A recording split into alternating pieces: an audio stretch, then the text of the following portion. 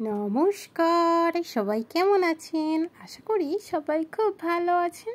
আমিও খুব ভালো আছি। আমার এই ছোট্ট পেজটিতে আপনাদেরকে স্বাগতম। আবারও চলে এসেছি আরও একটি নতুন রেসিপি নিয়ে আপনাদের কাছে।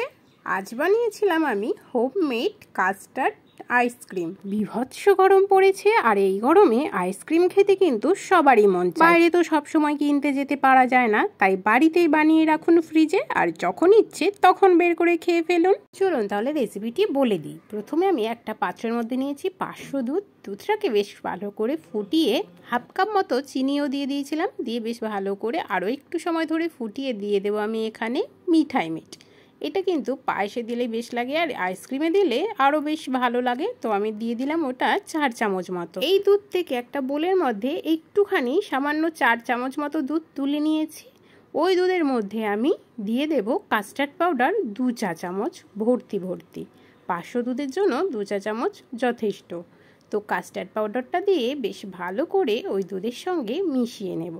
দেখতেই পাচ্ছেন কি সুন্দর একটা কালার এসছে না কাস্টার্ড পাউডারের, একদম হলুদ হলুদ মতো হয়ে কালারটা।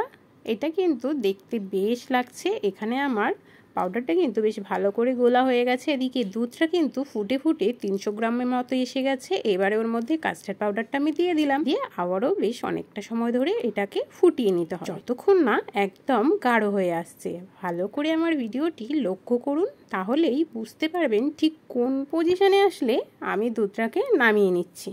খুব ভালো করে ভিডিওটা দেখুন। এই দেখুন অনেকটা একদম গাঢ় হয়ে এসছে। এবারে আমি নামিয়ে নেব। একদম ঠান্ডা করে নিতে হবে। একটা বোলের মধ্যে একদম ঠান্ডা হয়ে গেলে ঢেলে নেব। আপনারাও কিন্তু এইভাবে দেখে দেখে বানাবেন, বাড়িতে পারফেক্ট একদম হবে আইসক্রিমটা। তো এই যে আমি বোলের মধ্যে ঢেলে নিলাম। ঢেলে নিয়ে এবারে বোলটাকে ঢেকে দেব র্যাপিং পেপার দিয়ে। এটা ছিল সিলভার পেপার। এখানে যদি যে প্লাস্টিকের র্যাপিং পেপারগুলো হয় তাহলে কিন্তু বেশ হয়। আমার কাছে এটা ছিল, আমি এটা দিয়েই ঢেকে দিলাম। ফ্রিজের মধ্যে রেখে দিয়েছিলাম পাক্কা 2 ঘন্টা। ডিপ ফ্রিজে রাখলে 1 ঘন্টা রাখবেন, আর নর্মাল ফ্রিজে রাখলে 2 ঘন্টা। এদিকে আমি একটা বোলের মধ্যে নিয়েছি ফ্রেশ ক্রিম। এই ফ্রেশ ক্রিমটা যে কোনো দোকানে পাওয়া যায়, আপনারা এটা দেখে থাকবেন। ফ্রেশ ক্রিম নিয়ে নিলাম আমি এখানে 1 কাপ মতো। একটা বোলের মধ্যে ভালো করে গ্রেট করে নিলাম এই গ্রেটারটা দিয়ে। এবার ওর মধ্যে অল্প একটু ভ্যানিলা এসেন্স দেবো। ওই হাফ চামচ মতো ভ্যানিলা এসেন্স দিয়েছি। দিয়ে ওটাও ভালো করে মিক্সড করে নিয়ে চিনি দেবো আমি এখানে 1 চা চামচ মতো, একটু মিষ্টি মিষ্টি হবে। চিনিটা দিয়ে আবারও বেশ ভালো করে এটাকে আমি গ্রেট করে নেব এই গ্রেটার মেশিন দিয়ে।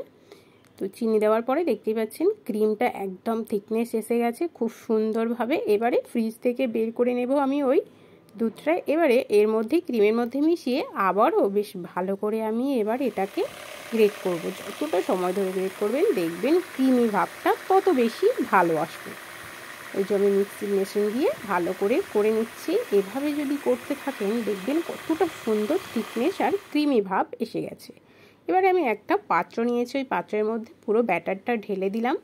যতটুকানি করেছিলাম পুরো একটা বড় পাত্রের মধ্যে ঢেলে দিয়ে কিশমিশ আর আলমন্ড দিয়ে আমি এখানে ডেকোরেশন করে নিয়েছি উপরটা। আপনারা চাইলে একটু টুটি ফুটি দিলে আরও দেখতে বেশ ভালো লাগে। এবার আবার ওই র্যাপিং পেপারটা দিয়ে ভালো করে ঢেকে, ঢাকনাটা পুরো এয়ারটাইট হবে এভাবে ঢেকে ফ্রিজের মধ্যে 8 ঘন্টা মতো রেখে দিন। ফ্রিজটা পুরো হাই করে দিলে 4 ঘন্টার মধ্যে কিন্তু এটা পুরো পাকাপাকি হয়ে যাবে। তারপরে বের করে দেখবেন পুরো চক্ষু চড়ক গাছ, এত সুন্দর দেখতে আর এত যে টেস্টি, আমি বলছি আপনারা বিশ্বাসই করবেন না বাড়িতে যতক্ষণ না ট্রাই করবেন।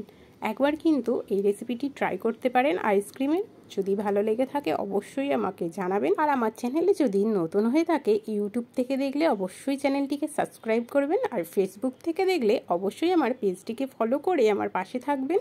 ভিডিওটি যদি ভালো লেগে থাকে অবশ্যই একটি লাইক, কমেন্ট এবং শেয়ার করে আমার পাশে থাকবেন। আবারও কিন্তু নতুন নতুন রেসিপি নিয়ে আসবো আপনাদের কাছে। ততক্ষণের জন্য আপনারা ভালো থাকুন, সুস্থ থাকুন, আর আমি আইসক্রিমটা খেতে থাকি। সবাইকে টাটা।